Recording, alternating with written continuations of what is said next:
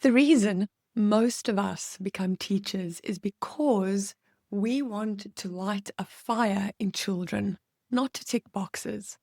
But now, what we're seeing more and more are kids zoning out and exhausted educators and a curriculum that feels more like a straitjacket. But here's the truth, it's not just you. Just last week, I ran a survey where I asked those people on my list what their biggest struggles and frustrations were when it comes to keeping kids curious and engaged and teaching in general. And here's what came back over and over again in 99.9% of the responses. People said the kids are bored and distracted.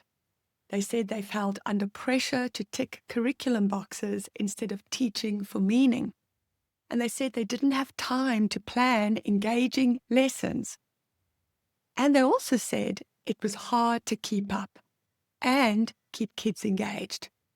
And maybe the most gut-wrenching of all responses was that teachers felt that they wanted to do something meaningful, but they just didn't know where to start. Does that sound like you? Because you are not alone. As I said, the majority of people responded in exactly the same way. But here's the thing. We're at a turning point in education. And I wish that the powers that be would see it. And it's not just about student engagement anymore. It's about student survival in a future that's already changing fast. Now we are living in a world where AI can solve equations, can write essays, and can analyze data faster than any of us can. So if a child leaves school knowing only how to memorize, how to recall, and fill in the blank, they are already behind. Let's talk about what teaching really needs to look like in a world with AI and how curiosity might be just the key to it all. What will matter most? If you ask any chatbot, it will be curiosity, creative problem solving, the ability to adapt and pivot, and asking the right questions, finding meaning, working with others, and thinking for themselves. These are human skills and traits, and they don't come from worksheets or checking off content boxes.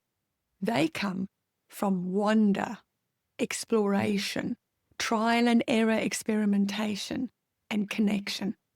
They come from teachers like you who are ready to say, you know what, I don't need to do more of this. I just need to teach differently. So if you're feeling stuck in the system, and let's face it, who doesn't? If you want to help your students fall in love with learning again without starting from scratch, if you are tired of feeling like curiosity is something that's nice to have, but actually it's an essential trait for the future. It's not an option of it's just something that's nice to include anymore.